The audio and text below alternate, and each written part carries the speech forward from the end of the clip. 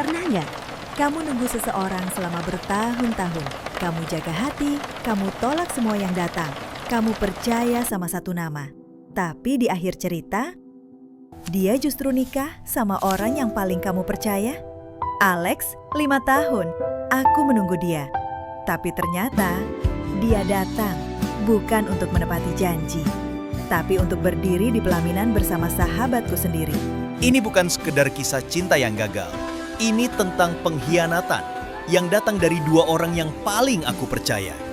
Eksperimen inilah ceritaku. 5 tahun menunggu, tapi dia menikah sama sahabatku sendiri. Namaku Rani. 5 tahun aku menunggu seorang pria, tapi yang dia nikahi justru sahabatku sendiri.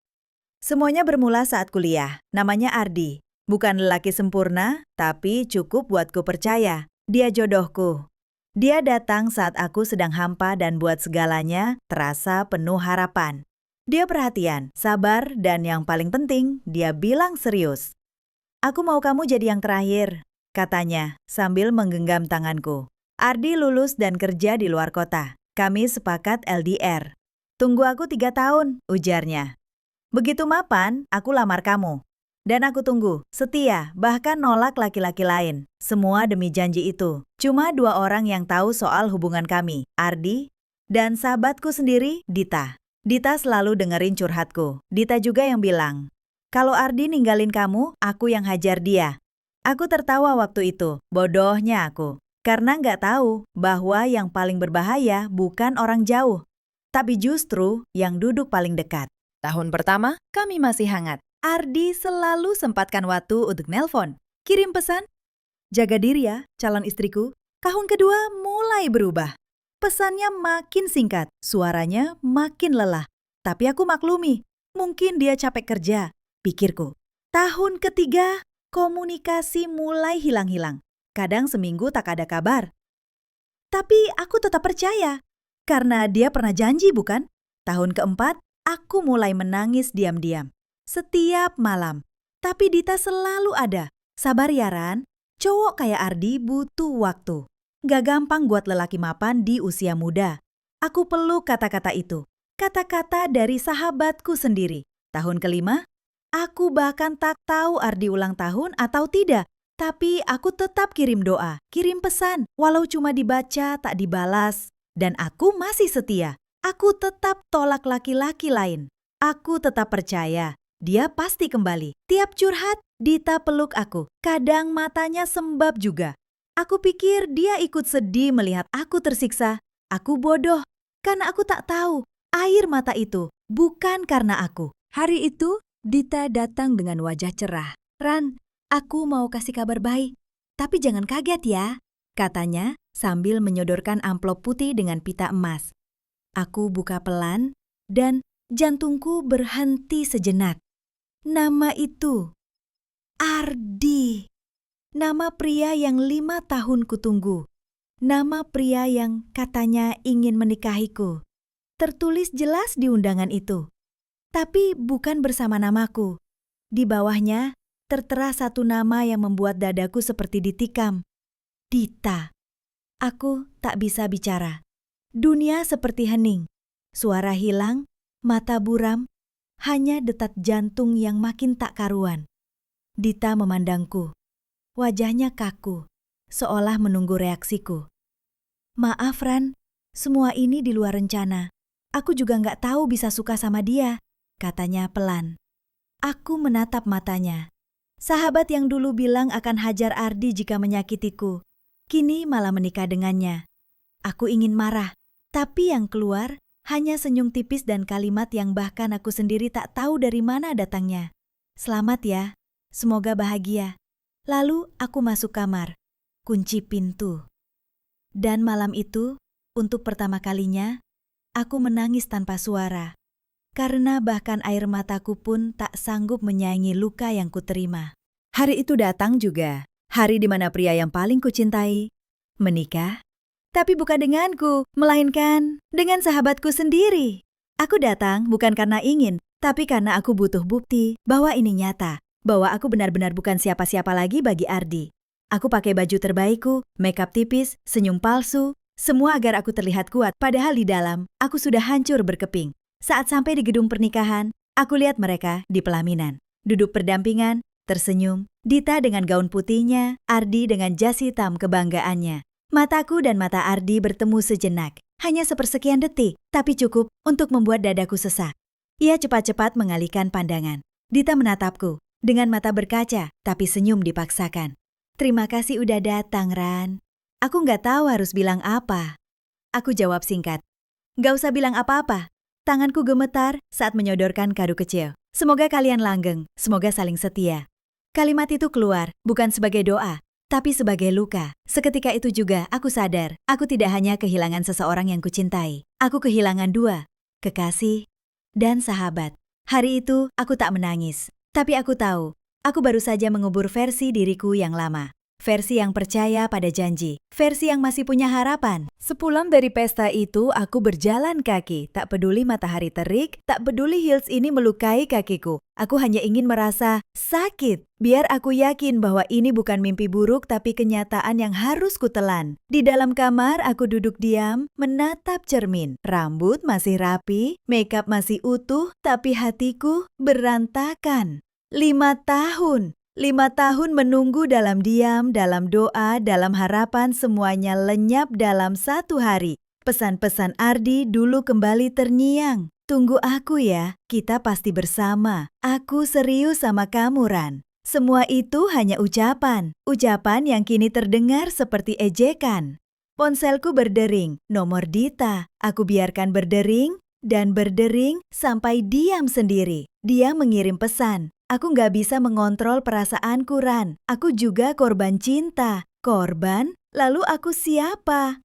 Malam itu aku menatap langit. Dan untuk pertama kalinya, aku tak meminta Ardi kembali. Aku hanya minta satu hal, beri aku kekuatan untuk sembuh. Karena mulai hari ini, aku harus menyelamatkan diriku sendiri. Bukan demi cinta, bukan demi dendam. Tapi demi seseorang yang paling lama ku tinggalkan, diriku sendiri. Hari-hari setelah pernikahan itu terasa sepi. Tapi untuk pertama kalinya, sepi itu terasa jujur. Tak ada lagi harapan palsu, tak ada lagi menanti pesan dari seseorang yang tak benar-benar memilihku. Awalnya berat. Banget. Tiap malam aku masih kepikiran. Bukan soal Ardi, tapi soal diriku yang begitu mudah percaya, yang begitu bodoh menjaga janji yang bahkan tak pernah diikat oleh kata pasti. Aku berhenti memantau akun mereka. Aku berhenti membaca ulang cacat lama. Aku hapus semua foto, semua kenangan. Dan yang tersisa hanya aku.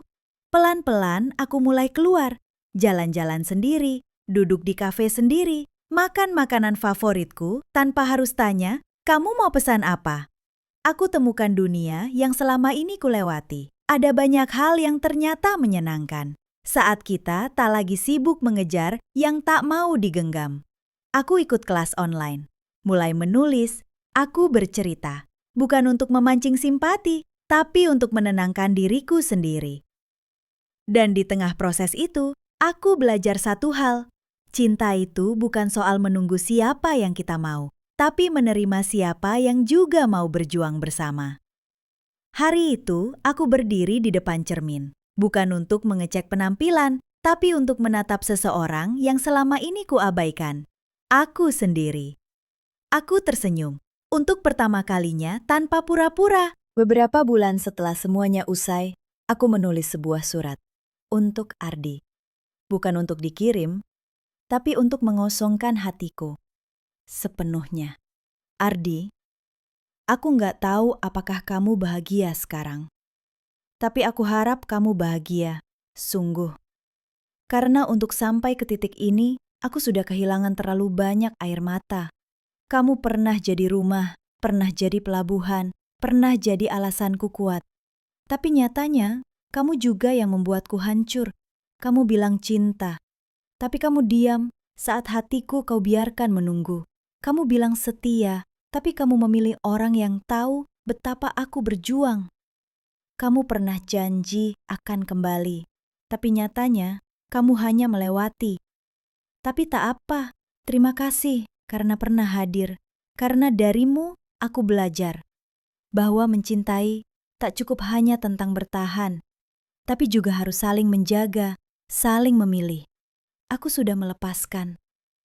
Salam. Seseorang yang pernah menunggumu 5 tahun lamanya. Surat itu kulipat. Kusimpan di laci.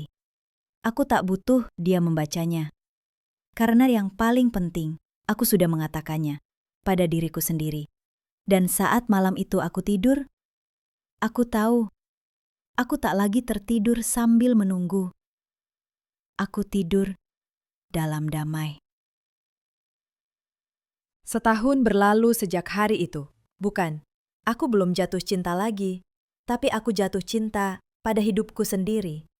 Kini, aku bangun pagi tanpa menanti notifikasi dari siapapun. Aku pergi bekerja dengan hati ringan, karena tak lagi membawa luka. Aku tersenyum bukan untuk terlihat kuat, tapi karena memang aku kuat. Aku mulai berkumpul dengan orang-orang baru, bercerita tanpa beban, tertawa tanpa takut ditinggal. Menjadi versi diriku yang dulu, tak pernah sempat tumbuh. Karena sibuk menunggu seseorang yang tak pernah datang. Dita, dia pernah menghubungiku lagi, mengajak bertemu. Tapi aku memilih diam, bukan karena dendam, tapi karena aku tahu tak semua luka harus diberi panggung untuk kembali terbuka. Ardi, kadang namanya masih terlintas, tapi rasanya sudah hambar. Bukan karena lupa, tapi karena ikhlas. Sekarang, aku punya mimpi-mimpi baru, punya rencana tanpa menyisipkan siapa-siapa di dalamnya. Karena akhirnya aku sadar, cinta sejati bukan tentang siapa yang datang paling lama, tapi siapa yang tetap tinggal saat semuanya runtuh. Dan yang paling luar biasa adalah, aku tetap tinggal untuk diriku sendiri. Aku yang dulu mungkin telah mati di hari mereka menikah, tapi aku yang sekarang lebih hidup dari sebelumnya. Tamat. Dulu, aku pikir cinta itu tentang menunggu, tentang siapa yang paling sabar bertahan. Tapi sekarang aku tahu, cinta sejati bukan tentang siapa yang paling lama tinggal di hati, tapi tentang siapa yang memilih untuk tidak pergi saat semua orang bisa saja pergi.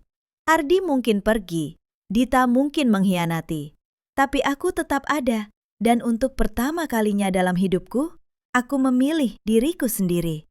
Jangan takut kehilangan orang lain.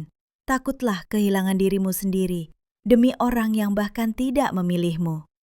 Cerita ini bukan hanya tentang cinta yang dikhianati, tapi tentang seseorang yang akhirnya menemukan dirinya sendiri.